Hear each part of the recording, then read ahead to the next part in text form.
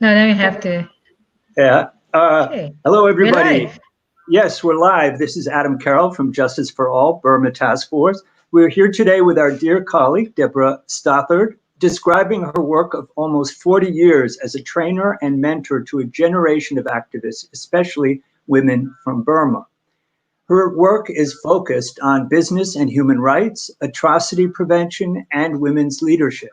In 1996, she founded ALTSEAN-Burma, which spearheaded a range of innovative and empowering human rights programs. This includes how do you pronounce it? ALTSEAN? Yep, ALTSEAN. ALTSEAN. ALTSEAN's ongoing intensive leadership program for diverse young women from Burma for the past 22 years. Debbie has either facilitated or been a resource person at nearly 300 training events in the past 15 years. Most of these were grassroots-oriented workshops delivered in the field focused on human rights advocacy, economic literacy, and business and human rights, as well as transitional justice and atrocity prevention. In the news this week, the Burmese parliament has just voted to spend $500,000 US defending Burma's genocide in its ongoing responses to the International Court of Justice. At least someone is profiting here, while the military continues its escalations in Rakhine State and its provocations in Kachin and Shan states. We'll ask today what patterns we have seen in Burmese military and government abuses, and what trends in civil society activist response have been developing in Burma and throughout the ASEAN region up through the present unfortunate moment of COVID-19 crisis. So, Debbie, welcome to the show. Hi, happy to be here. Thanks. Yeah, you're speaking from your office in Bangkok. Yep. Yep. And it's 9 p.m. there. Okay. Well, thanks for not insisting that I stay up till 2 a.m. to align with your time in New York. Yeah, no, that's fine. We're happy to do it now. You've been very active and throughout the ASEAN region, giving all these trainings. You started out though as a crime reporter. Where was that? I started out as a teenage crime reporter at a national English daily called The Star in Malaysia back in 1981. And I think I'm really glad that I started out in crime, because it helped me understand quite a few things that we can't accept that all institutions are monolithic, that the best criminal mind is not one who uses force, but one who understands loopholes in the system. And that helped me be a little innovative and naughty, especially in my early human rights career, to get things done where people weren't expecting me to be. Yeah. Well, in working in Burma over this period, I mean, it really takes a whole range of skills and alternative and non-official skills sometimes to build those relationships in the grassroots, to get past authorities. Have authorities in any of the countries you've worked in ever harassed you? Oh, yes. Harassment is quite normal. In fact, if the authorities aren't harassing you in one way or another, you sometimes wonder whether you're being effective. In ASEAN region, for example, at least one government has to be angry with you at any given time. If not, you're not doing a good job.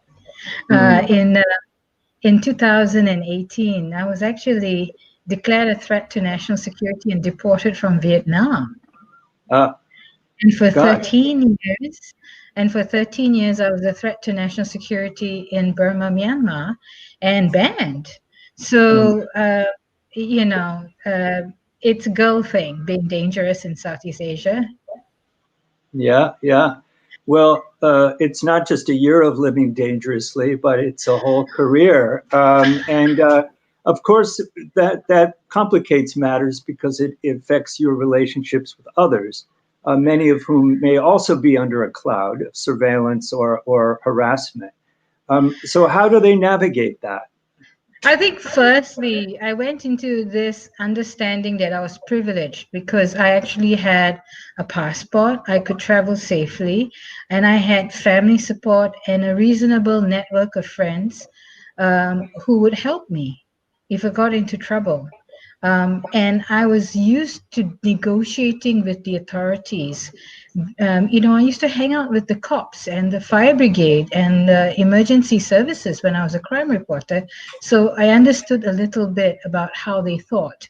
So when we're doing this thing, and if I'm invited to go to some place that I shouldn't be in, I would actually ask the host community or the organization, have you done a risk assessment? What should I do? In fact, sometimes what should I not wear or not say in order to make sure we get the workshop done safely for participants? Because if we were sneaking around, the people who would be most in danger are the grassroots activists, not me. So I have to take my cues from those who are most in danger. For me, the worst thing that could happen, I reckon, would be detention, deportation, maybe a bit of being, pushed around or assaulted. But, I would not be in that situation where I was likely to be enforced disappeared or where nobody would be looking for me. So I think that helped a lot. And I think also being an Asian woman, particularly as one gets older, people don't look at you twice. You look like someone's auntie. So they're looking for some Lucy Liu in black leather when they think of some dangerous human rights activist, threat to national security. They don't think that the threat to national security looks like your next door auntie. So I've been fine. Yeah, well, all right. Watch out for those aunties. But last year, I think, unless it was 2018, I remember the news was going around. Oh, Debbie has been detained in an airport. Was that related was in to? Vietnam. It was That in was Vietnam. Vietnam, right? Ironically, I was invited as a guest of the World Economic Forum to speak at an ASEAN conference of the World Economic Forum, and I was declared a threat to national security, detained at the airport, and deported. It was kind of interesting. Back in 1996. I was very honored and privileged to be one of the co-organizers of the Asia Pacific Conference on East Timor. It was a peace conference on Timor-Leste in Kuala Lumpur, and over 100 of us were beaten up and arrested by a government-sponsored mob to stop the conference from going ahead. I've been lucky because every time I've been detained or harassed, I've enjoyed solidarity and support from other people. And most of the time, I haven't felt alone. So I think, solidarity is a two-way process. I don't think we give solidarity and think that we're giving. We are also receiving solidarity, and that's really important. We are never in a dangerous position as the Rohingya are, who are stateless, who are subjected to all kinds of violence, not just from not just from Burmese nationalists or the Burmese army, but pretty much everywhere they go, they are vulnerable of being exploited and persecuted, even in Malaysia now. So, the danger that I or my colleagues face is nothing compared to that utter powerlessness that the Rohingya have been subjected to. Yeah. Well, that brings me to ask about how you founded ALTSEAN-Burma, and what drew you originally to Burma and to human rights work in Burma. Okay, going back to school days, We studied geography of Southeast Asia, which is part of our school curriculum when I was a teenager. And, I would always be on the lookout for people from neighboring countries. But it wasn't until um, uh, I was in my late teens, when I was a crime reporter, that I actually met a Burmese who was serving on a ship at the port near where I worked. So, as part during the story, someone said, "Hey, you've been asking around for Burmese. We have a Burmese engineer on our ship." And I said, "Oh yeah, I'd like to meet him." And he was surprised. I said, "Well, you're the first Burmese I've met, and we're practically neighbors."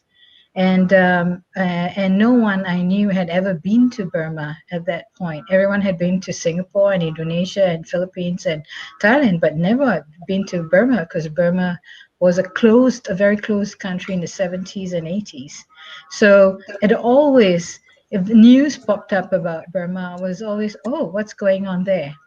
But going forward, after I was a crime reporter, I actually went back to school and studied. I moved to Sydney and studied communications at a local university, and got involved in human rights activism. Um, Mainly because the collective I was with needed a woman, and no right-minded, no sane human female from Asia would join that collective except me. And then, because I'd been in the media, I'd be scolding them and saying, "This is not how you write a press release," etc., etc. But basically, what we did was work across various campuses in Sydney, different universities' campuses. And between all of us, we were able to get resources to run campaigns. So in those days, we referred to countries in the South as Third World. And if there was a flare-up, a crisis of any sort, in a particular country in the region, we would go and look for students from that country and say, "Hey, we're here, we'll run an instant campaign for you." What was ironic was we did it with Chinese students on Tiananmen. We worked in solidarity with Timor-Leste activists over the Dili massacre, during which one of our colleagues was killed in the Dili massacre, on the Malaysian human rights crackdown, Singapore human rights crackdown, the crackdowns in Indonesia and Philippines and Thailand and so on. But when 8888 happened, the big national uprising in Burma, we couldn't find Burmese students. We found migrants, people and exiles who had fled the earlier uprisings in the 70s. And so that's where we started to engage with Burma.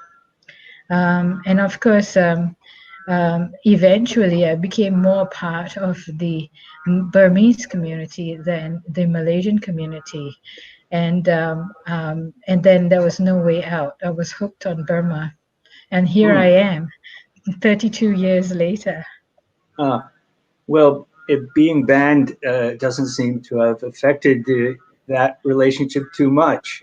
In fact, maybe it spurred you on to go deeper. Your many colleagues in Burma, especially the women's groups, how have you been working to assist them in capacity building or whatever needs they might have? When we set up the office here in 1996, there were quite a few Burmese or ethnic organizations based in Bangkok, but most of them were dominated or run by men. And the women in those offices were probably the daughters or the wives of the leaders in that office. And it seemed so ironic, because I knew of many women who had been involved in the movement. And of course, we also had Aung San Suu Kyi at the helm of the movement. And we said, "Where are all these women?" And we found them on the border.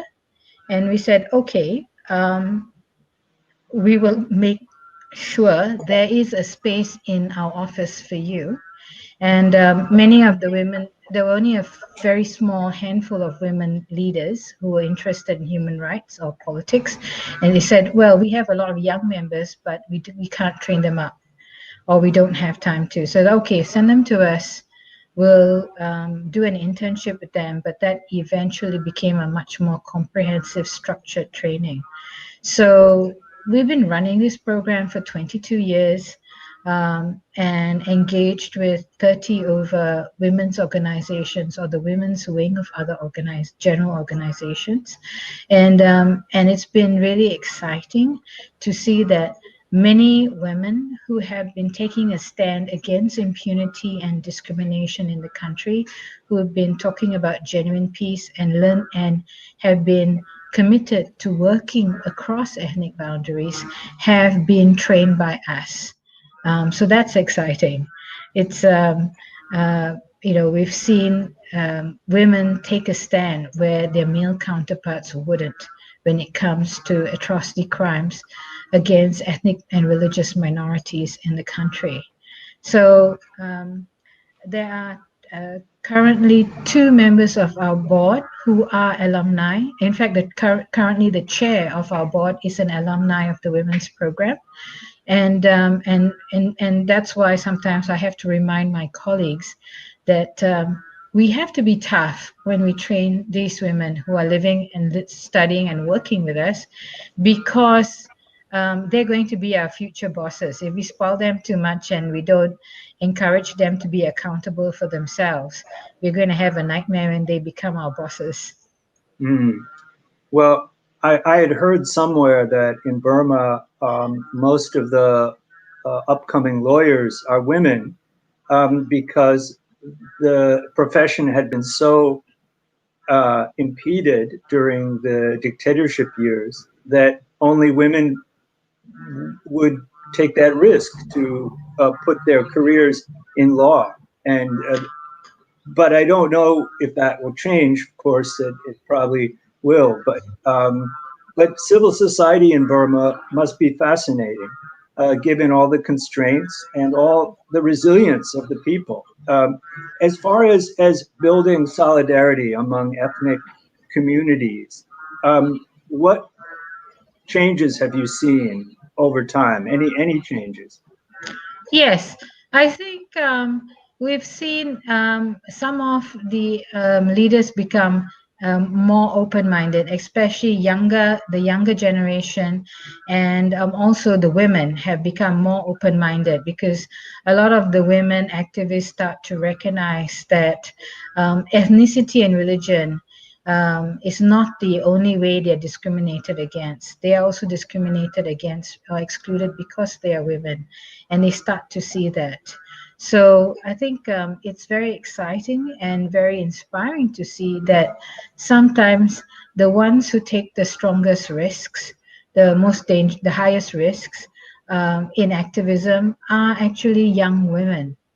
I remember about 12 years ago, one of our alumni disappeared after being trained with us, and we were wondering what happened to her. And then later on, we found out that she was an undercover environmental rights investigator in northern Burma.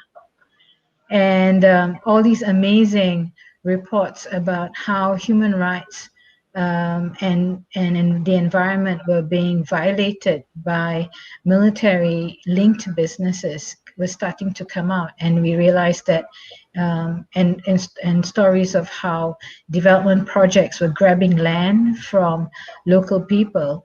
Some of these stories came out into the international community because of her work. So, that's the exciting part, that we have invested for over 20 years in training young women to become leaders and pushing them sometimes far harder than they would have liked to be pushed. And then later on, they become our colleagues and our bosses and our board members. And they in turn inspire us by their work and by the way they stick to their principles on a day-to-day basis, not just in their political activism, but also in their personal lives. Yeah, no, that what you say reminds me of a domestic violence organization that I used to be involved with here that assists Muslim women in New York City. And it was founded a number of years ago by a friend, Rabina Niaz, to empower women, not just in their moments of crisis, but to involve their family, involve their community in taking back their, their capacity to make decisions in their lives. And so she's really, Rabina has really been able to build women's leadership throughout, the last 10 years or more. And so it reminds me of what you're saying, that we're really investing in the future, not to sound like a capitalist. It's also just the best way to work is to build these relationships.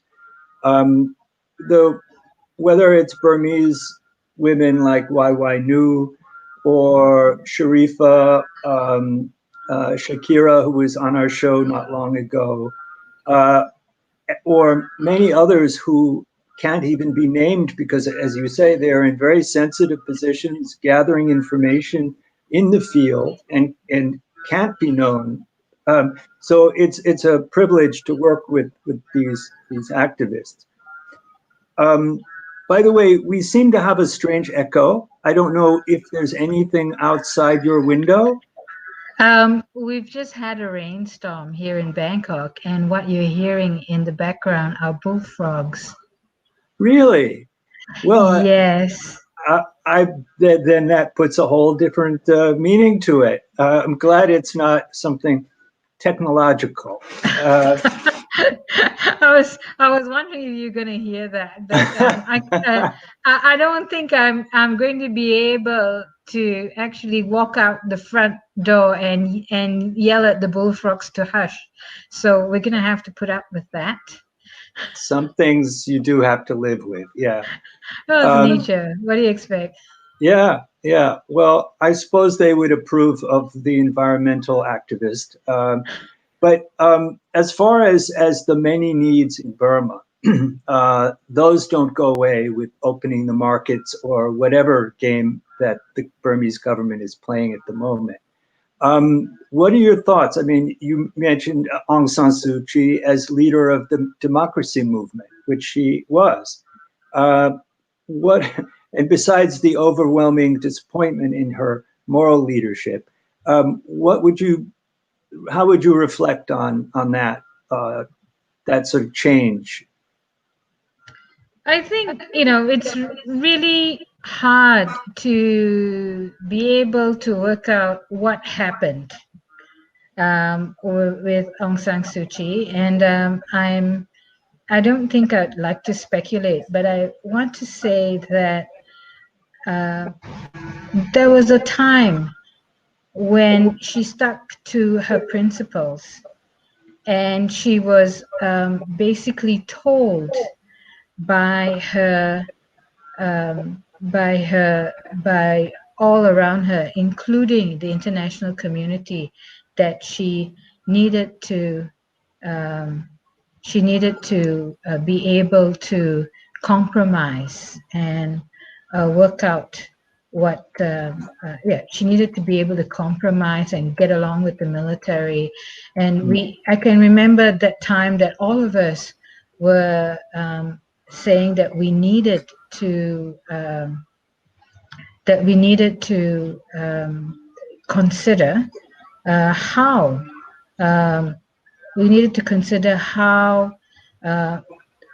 going after the elections, engaging in an electoral process that was evidently unfair and without addressing constitutional reform was going to help Burma. And everyone kept saying, forget about the constitution, let's have a parliament first and work it from there. And essentially, the constitution has perpetuated the situation where we actually don't have the ability to address what's going on. So I really worry. I'm really concerned, and I really worry about what this all means in terms of what this all means in terms of where we're going on Burma, but also the fact that uh, the fundamental principles, there's been no commitment to fundamental principles of equality, inclusion, and human rights and democracy amongst the international stakeholders and funders, let alone the key political groups in the country. We haven't seen a fundamental shift in the military. What we've seen is behavior modification, changing from uniform to parliament without actually changing the rules of the game, without actually trying to address impunity and military corruption. Right. Well, that is very disturbing. And yet, do you find that young people in Burma are unwilling to accept this as the way things are? I think some young people are taking a huge risk and trying to make a stand on this and being quite clear about where they being quite clear about where they the kind of future Burma that they want. And many of the people have actually many of the people, young people who've taken a stand, have been harassed, threatened, and even charged under the communications laws of Burma. So instead of having being being being jailed, being sentenced to 100 years jail, as we used to see in the past, we're seeing young activists being charged with 20 charges, and all carrying 1 or 2 year sentences. So it's death by a million cuts. But going back to the fundamentals of Burma, a lot of people don't realize that the military budget for 2019 to 2020 is 280% of the 2011 budget, when the country officially moved from a military dictatorship to a parliamentary democracy, or a controlled democracy. So the transition has actually benefited the military hugely, because their budget rose from 1.2 trillion kyat to 3.37 trillion kyat. So yeah, it's nearly 3 times the budget of what they had 8 years before. At the same time, we've seen a rise in land grabs, especially around places that are important, significant in terms of business, in terms of infrastructure, in terms of natural resources. So a lot of the violence in Rakhine State that targeted the Rohingya were also ensuring that land that was economically important was being cleared and grabbed for free by military-linked companies, the government, and crony companies.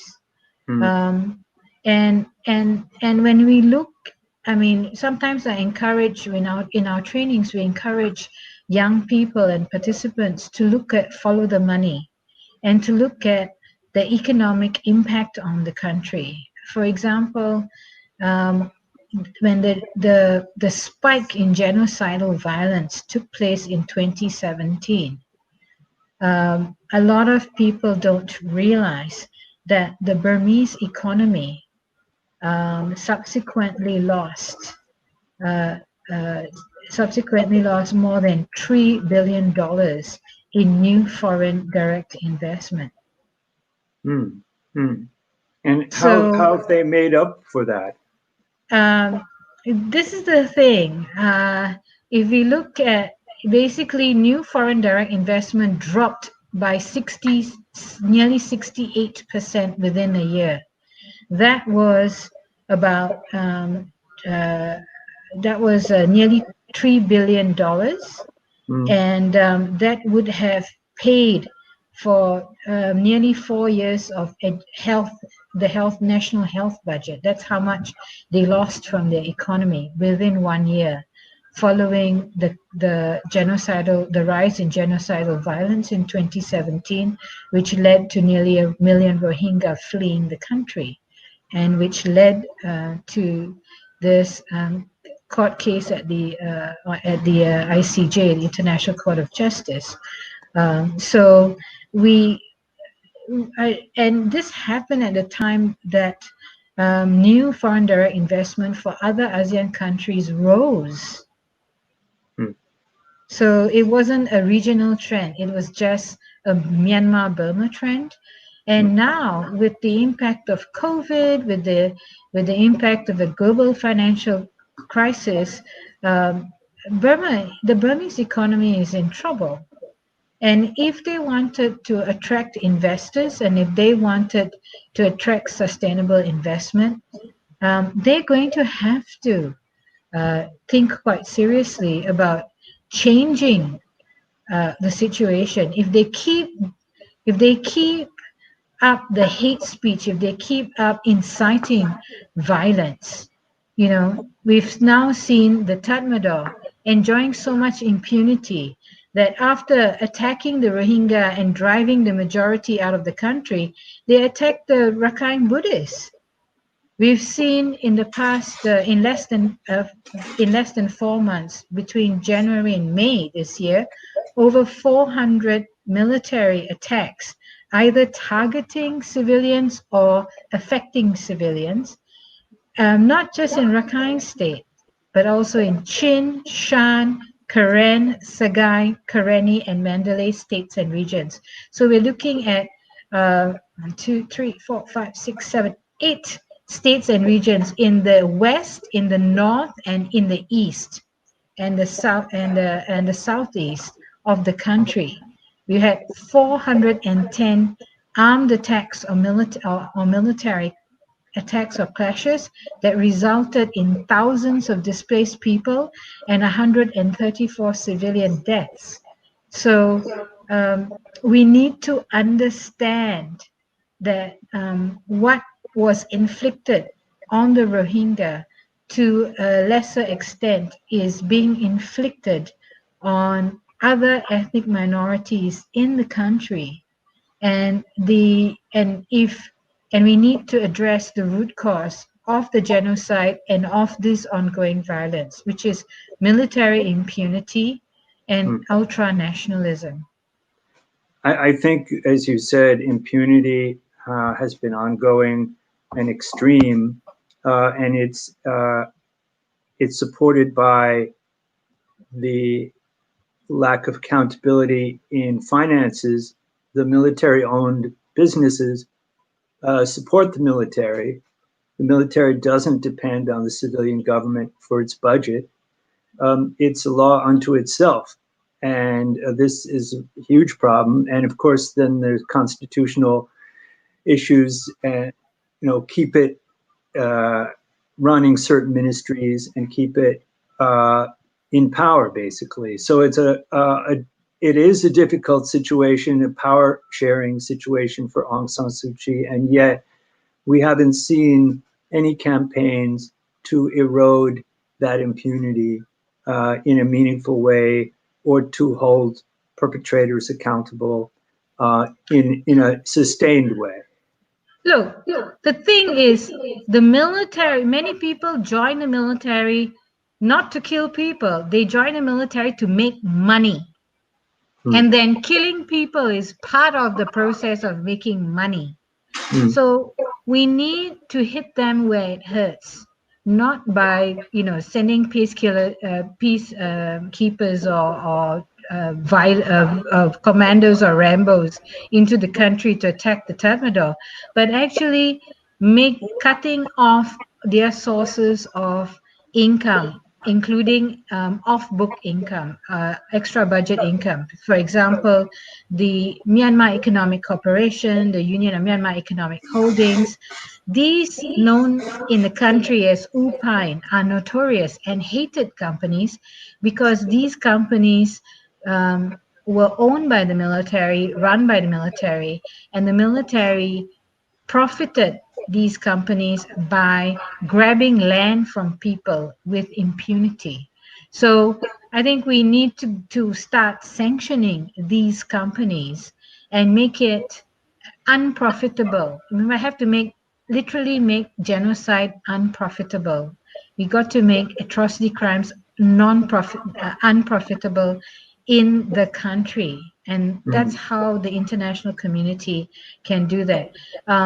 Trying to engage and reason is not going to work. This is not how the military thinks. They respect organizations and people. They might not like it, but they respect you when you dare to use your power to put your foot down. In fact, what we've seen in the history of this regime is that the big changes have happened in Burma because of threats of sanctions. Well, So, bringing with that, maybe to speak a bit more about sanctions, there are some small sanctions here and there on particular military leaders, better than nothing, but not as extensive as they could be in the EU countries or even in the US or Canada. And as far as ASEAN or China or other countries in the region, I don't see any of the Asian countries have any sanctions or any kind of control on doing business with military companies. Some of our allies, like Simon Billenness and others, the Global Justice Center people, others are working this angle of corporate accountability and demanding that Kirin Beer, for example, not do business with military-owned banks or other groups. So this is a very important part of the work we're doing, and to end the complicity. But it's quite an iceberg because there's always in the dark these holding companies and these other investors who are profiting off terrible suffering and oppression. I think we need to understand that consumer boycotts are incredibly important, but they need to be backed up by government sanctions and government policies. And this is where things worked in 2003 and 2004, when the US imposed a ban on imports from Burma and a ban on financial transactions. The rest of ASEAN had to fall in line because ASEAN were using they were using the Burmese supply chains and using stuff from Burma in their exports to the US and to Europe, which are their main markets. So what we need to do is understand supply chains. And if you look at what's been happening with the customs and border protection policies and rates or bans on goods made from Uyghur slave labor in Xinjiang, that has really changed and shaken things up in contemporary times. And I think we do need to understand that economic sanctions may hurt us when we impose on on a perpetrator. In the short term, it hurts us, but in the long term, it saves not just the people who've been oppressed, but our own lives and our own economies. With some situations like South Africa are well known as success stories for sanctions and for boycotts. Others Israel, Palestine are more contentious. Others seem to be held up as warnings or failures, like sanctions on Iraq at one point, or currently there's sanctions on Iran, which are arguably needed, but it is a time of a pandemic. So there are humanitarian questions that come in about all these, and I guess what I'm trying to say is that every situation is different, and that sanctions shouldn't be thrown out with the bathwater. You know, that we need to keep that as tools, and they need to be robust sanctions without loopholes. I think we need to definitely target military-owned companies and companies that either partially owned or fully owned by military leaders and former military leaders. That's very clear. Mm. And if we look at the regime of counterterrorism, of halting human trafficking and child sexual exploitation, then we can see there are so many tools in the toolbox when it comes to sanctioning and punishing individuals and the companies they are linked to for being involved in serious crimes and atrocity crimes. So that's important. But equally important is also looking at countries in the region who have been abusing and exploiting the labor, the human rights of survivors of atrocity crimes in Burma, including Rohingya migrants and asylum seekers. Mm. That's what been happening in Malaysia. Mm. In fact, it's so bad that last week, 5 UN special rapporteurs and the UN Working Group on Arbitrary Detention issued a joint statement to call on Malaysia to stop persecuting migrants and asylum seekers under the guise of a COVID-19 control response. There seemed to have been an orchestrated campaign on social media in Malaysia, vilifying the Rohingya refugees as somehow a threat, the same way that many immigrant groups can be. And this poisonous rhetoric seemed to have led to a real policy change on the part of Malaysia to restrict movement for many of the Rohingya. And now I understand that there's restrictions on NGOs as well. Well, what we've seen in the crackdown during the month of May, which started during Ramadan and continued through Eid, is that up to we're talking about more than 2,000 people probably detained, and a lot of them are actually Rohingya or other survivors of atrocity crimes in Burma. Children as young as 4 years old, elderly people were also rounded up in this crackdown and then pushed into crowded immigration detention centers, apparently to stop the spread of COVID from these criminalized migrants and refugees into the broader population. But by crowding them under such conditions, we've already started to see that there's been a spike in COVID-19 infections in these detention centers, and we're essentially putting Rohingya people who have either fled atrocity crimes or whose family members have been subjected to genocidal violence in Burma, we're actually persecuting them with almost the same amount of violence and hatred as they were subjected to in Burma. And that's really horrific, because if you look at the International Court of Justice provisional measures on Burma. It's to protect the people, the Rohingya people, from being subjected to acts of genocide, including depriving them of the means of survival, and to also halt incitement and hate speech for violence against the Rohingya. And we are seeing some of that happening here in Malaysia, which is really horrific, given that Malaysia was a supporter of the Rohingya. Malaysia supported the fact-finding mission on Myanmar, and then there's been this massive turnaround.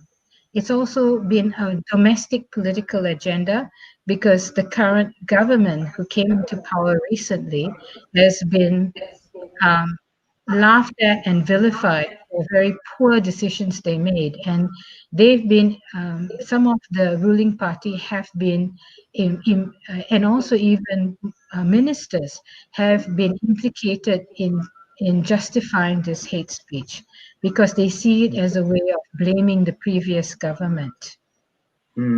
It's so shocking and yet maybe not surprising at the same time that this divisive political game affects the most vulnerable communities. It's like a predatory thing where whether it's people of color or poor people impacted by lockdowns. I mean, the coronavirus crisis will continue for quite some time, and this impact will deepen.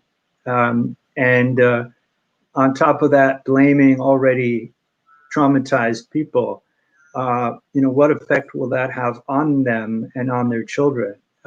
So I used to think that Malaysia was the one ASEAN country that offered a positive example. And now it's hard to know what to expect from the future. But with the Rohingya, again, going back to the root causes, the military that must be reformed, that must be reined in, the Tatmadaw mafias, all of that, it's going to take a lot of work, a lot of partnership with Burmese groups, diverse groups, solidarity among the ethnic communities, empowerment of women, but also, as you mentioned earlier, the international community, the US, other groups have not always used their leadership effectively. And right now we're considering a new ambassador, US ambassador to Burma. Over the next few weeks, he'll have to answer questions. If you were to have him here, what questions would you ask him? Before you promote economic ties, investments and imports with Burma, with the Burma of today, you need to ensure that you are not profiting financially, economically, politically, or socially the perpetrators of a genocide. If you don't care about the people of Burma and the human rights violations that the men, women, and children are facing on a day-to-day basis, then at least cover your ass. Don't side with the perpetrators of a genocide, and don't side with the apologists of a genocide. Side with the people. And that's a great note to go off on. And I think that, NGOs, human rights groups, we need to be heard by the World Bank. We need to be heard by all those other sectors that have so much power and so much influence that they don't use. And you mentioned the Uyghur struggle and the effort to hold some companies accountable in being complicit in slave labor and oppression. So that needs to happen here in Burma and many other places. So just any last thoughts for NGO community, for human rights campaigners everywhere building a larger human rights movement? I think I'm privileged to be part of a global community of solidarity. And I want to make sure that this community of solidarity continues to grow and include more and more diverse people and young people. Solidarity is a two-way process. We grow from offering solidarity and receiving solidarity. And that solidarity is based on the principle of equality. You know, I never expected to spend 30 years of my life working for human rights in Burma, but I've learned so much and grown so much from it. And I can say it can be stressful, but at least it's never boring. Well, watch out, you get what you wish for. Yeah. No, we're really glad that we have you on the show, but also have you in this movement. It's really important. And if, I'm looking forward to working with you. We're probably going to end the show in a moment. I just gave the message to our producer, and hopefully he's still there.